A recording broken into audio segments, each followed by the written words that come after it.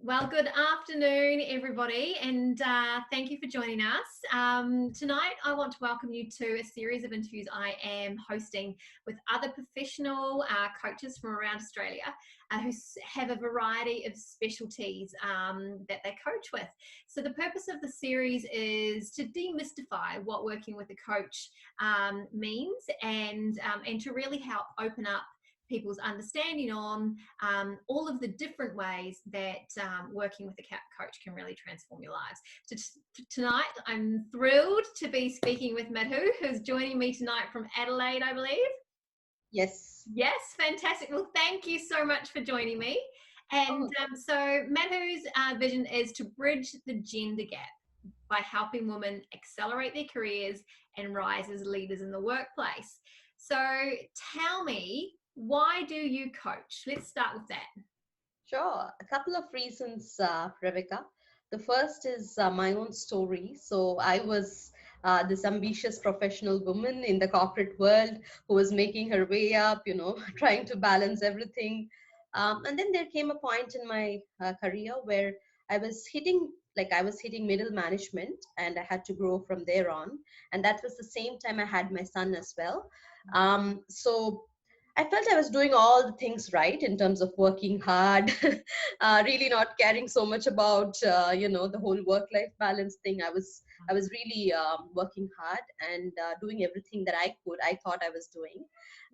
Yet I felt that there came a point where I started missing out on opportunities. I started getting overlooked, and I felt like I became more invisible and more of a silent contributor in the organization. And I did not like it at all, because I was used to of the whole, let's talk about credibility.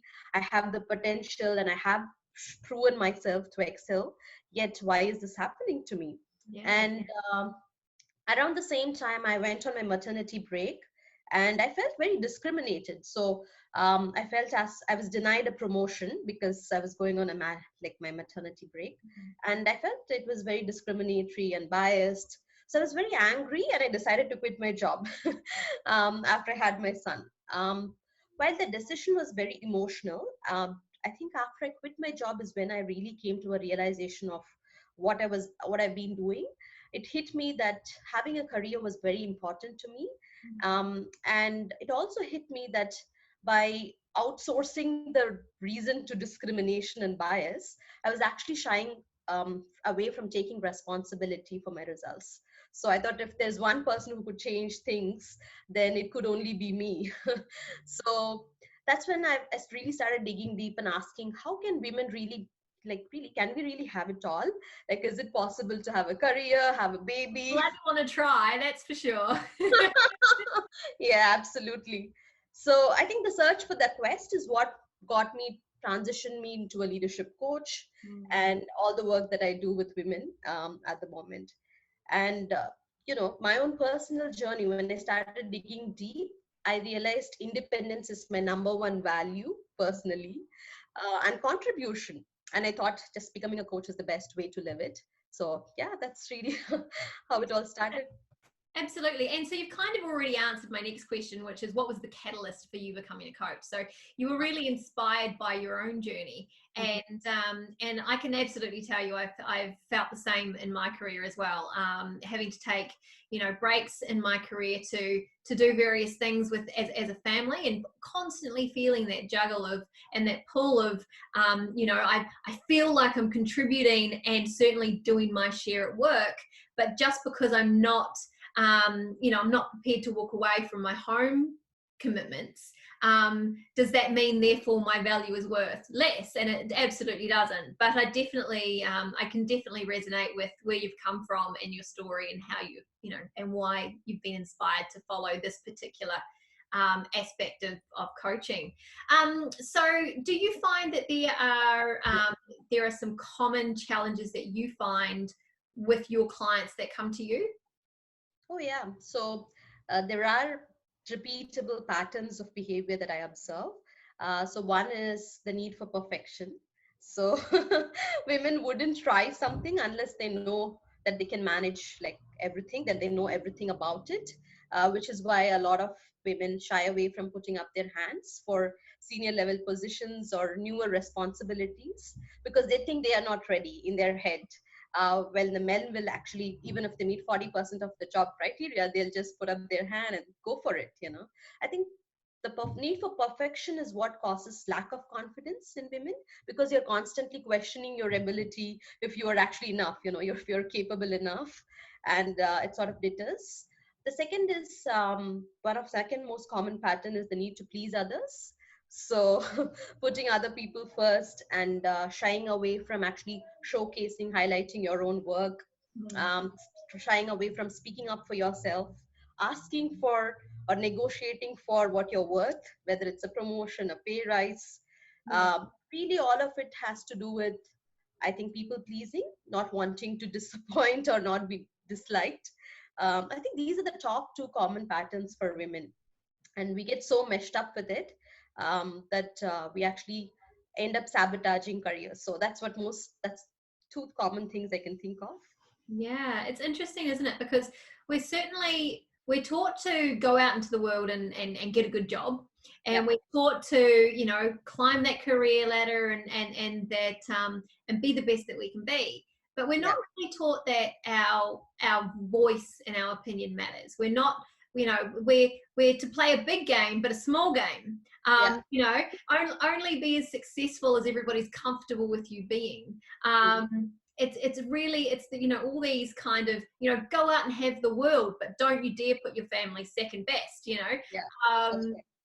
it's really interesting. I think it's an interesting world and an interesting time for women to have careers and to really have the, I guess, the space where they can think about what it is they really want and they Mhm. really deserve, and Yeah. and to actually be willing to ask for it, and to Mhm. to be able to say, hey, I'm actually bloody damn good at what I do, give me the opportunities I deserve. That's right. That's Yeah. right. Exactly right. Yeah, it's amazing. And so, what do you find is a lot of the key? So you've identified a few of the key challenges that you've seen with your clients coming through. What do you when people come to you? What do you find are the sort of some consistent places that you start? Where, when people are coming to you and they're going, I'm just not getting ahead in my career, and I feel like I'm just really not advancing the way I'd like to be. Where do you start? So one is, what's your goal? Like, what is it that you're after? Are you clear about it? Because many a time people are trying to run away from a situation. Like, I have a horrible boss, I want to get out of it, or I'm stuck. I'm like, okay, you're stuck. So where do you want to go? And most of the time they have a very muddled idea of where they want to go. So there is actually lack of clarity in terms of their goal. So I think that's typically where I start in terms of where is it that you want to go, and then the next thing would be what's keeping you from actually getting there. Yeah, um, absolutely. from there. And what do you find is um, the underlying blockers there? Is it confidence? Is it a fear of trying and failing? What do you find is quite a common pattern that you see that's holding people back? Well, so combination of fear and limiting beliefs most of the time. So like you mentioned, one is fear of failing. So unless they can get it right, they wouldn't try. So that's one thing. The second is also fear of judgment, what I spoke about in terms of the whole people pleasing thing, not wanting to upset someone, not wanting to let other people down, Mm, overthinking, ruminating over things too much. So why, though we are gifted with the, what people call emotional intelligence, which is taught in workshops to leaders, yeah, women are naturally born with it. We have amazing emotional intelligence, we are very sensitive, but on the downside, because of our brain wiring, we also overthink and continue to ruminate and actually put things away instead of actually pursuing them. So procrastination is another pattern. The other are limiting beliefs around speaking up for yourself or self promoting. mm, So a lot of women actually believe from deep within that if you talk about your achievements, you are blowing your trumpet, mm. and it's a bad thing. And And it kind of feeds into the whole tall poppy syndrome that we have. Yes. That you don't want to toot your own horn. You don't want to you don't want to be the one that's going out, look at me, I'm amazing. And it's hard because often when you do start to get the recognition at work, then women really struggle because they're sensitive to the discomfort of the people around them. And and maybe there's some underlying issues there where other people are a little bit resentful that you've got the promotion. So we tend to, even when we get what we want, we tend to play it small, in order to make everybody around us feel comfortable. That's right, exactly right. Because we like blending in rather than standing out. I think there's a fear of actually rejection, or like you said, the tall poppy syndrome is probably the right word for it. Women just are afraid of standing out, of just being on themselves, because I think there's a constant need to fit in, which is unconsciously there. It's not something that they consciously are doing, but it's an unconscious thing. And even otherwise, even the most high achieving women, when they speak up, sometimes I've seen other women putting them down, like, why is she being so loud? Again, they don't like the tall poppies, and therefore it's like a double bind of what to do, what's the right thing, how to self promote without sounding like a man. So these are the things that I actually help them with. Amazing. That's so good. And so, if you were to, you're obviously talking to and coaching women who are already in their careers and looking at how to get past this roadblock for them. If you were to give advice to young women before they've kind of got to that point in their career when they're just starting out, do you have any key items or key advice that you would give to a young woman going out into the workforce for the first time? Yeah, for sure. Number one, cultivate visibility. So do the hard work, but also be smart about letting your boss know what you're up to. Don't just say yes for the sake of it. Like, take up something because it makes sense. Be okay to say no. I think that's one basic thing that to follow. One is cultivate visibility, be okay to say no. That's number two. Number three would be just give things a go. Like, don't worry about getting it right. Making mistakes is the best way to actually become good. And start before you're ready. Like, start before you're ready. Fake it till you make it. Yeah, absolutely. It's really interesting. I was reading a really interesting thing the other day, where it was basically, as women, we need a rule in life is no exes, and it's not exes as in relationship exes. It is when we are particularly in a work environment, no excuses, no explanation, and no expectations. And I think as women, we're particularly notorious of justifying ourselves. So we go into story mode and we start explaining, and there's always a reason. It might not be an excuse, but there's a reason that something's happened the way that it has. So we automatically go into talk mode because we all know women talk a whole lot more than men. And it often drives our superiors nuts because they don't want the story, they don't want the drama, they don't want the justification, they just want the result.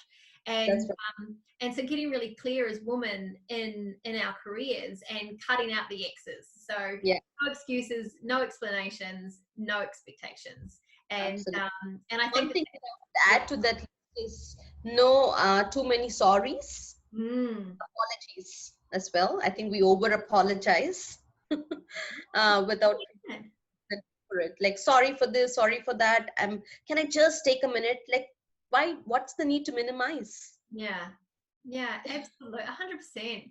And so, what does it mean to you to coach and to get to do what you do and to help women the way that you help them? I think it means the world to me. Like, doing this is literally for me living my dream, and also I think showing the way, because I've taken the bold step of quitting a corporate job, like being employed in a secure situation, and putting myself and literally stretching my comfort zone beyond imagination, like doing this on my own, and that too in a new country. So Australia is just about 2 years old to me. and I decided to do this in a new country, Yeah. being on my own. So it was a really bold decision. Mm. And the fact that I'm able to, show and inspire that this anything is possible for women if we just take ownership for our results and do what's required, take the action. I think that means a lot to me. So Yeah, absolutely. And there's something so fulfilling about, you know, walking your own path. Like yeah, I think a lot of people, and part of what the reason I'm doing these interviews is because I really want to dispel some myths. And coaches aren't just all about oh, you have your own answers and you just work it. I'll help you work it out for yourself. We actually have scientifically based methodology that we use. There's yeah, no hippie woo woo. Like we have trained, we're educated in the space. We take pride in the work that we do, and yeah, we genuinely want the best results for our clients. And yeah. we've done the hard yards ourselves. We've transformed our lives, and now we want to help others transform theirs. That's right. I think it's a constant journey of self-evolution more than anything. Like you said, we have to keep growing for us to be able to help our clients, which is wonderful because it makes you a better human being every day, Absolutely. And by the every. great thing is, the closer you get to your goals, you move your goalposts. So, That's right. it's just this constant, I was reflecting earlier today where I thought, think about how far I've come as a woman in my career and where I've come in the last 10 years. And I am somewhere I didn't even know was possible 10 years ago. But as I've gotten closer to what I wanted, I moved the goalpost out. And even now that I'm here where I am, I mean, it blows my mind how far I've come in 10 years. And, my goalposts have moved out again. So I can't wait to get to that point and move them out again. And I think as women, as we celebrate each other and we give each other the tools to do that, Mm. it's really exciting. It is. Fantastic. Well, thank you so much for joining me tonight. It's been lovely to talk to you. Now, for anyone that wants to learn more about you and working with you, you've got the website www.thinkstride.com. Is that correct? That's Perfect. right. And if they've fallen in love with you tonight and they'd love to follow you on all of your socials, where can they follow you? LinkedIn and my Facebook page. Think Stride. Fantastic. Excellent. Mm. Well, thank you so much for joining me. It's been a pleasure. And I hope people reach out to you to get some, women and career advice and some coaching to help them get to the next level and move some of those roadblocks they've got in their own way. Yeah, I look forward to it. Thank you so much for the opportunity. I think it was really wonderful talking to you and really reliving some of the reason as to why I do what I do. Thank you Absolutely. so much. It's important to remember that and to Yeah, share that on our journey. So thank you again, and I'll talk to you soon. yeah. Thank you. Bye bye. Bye.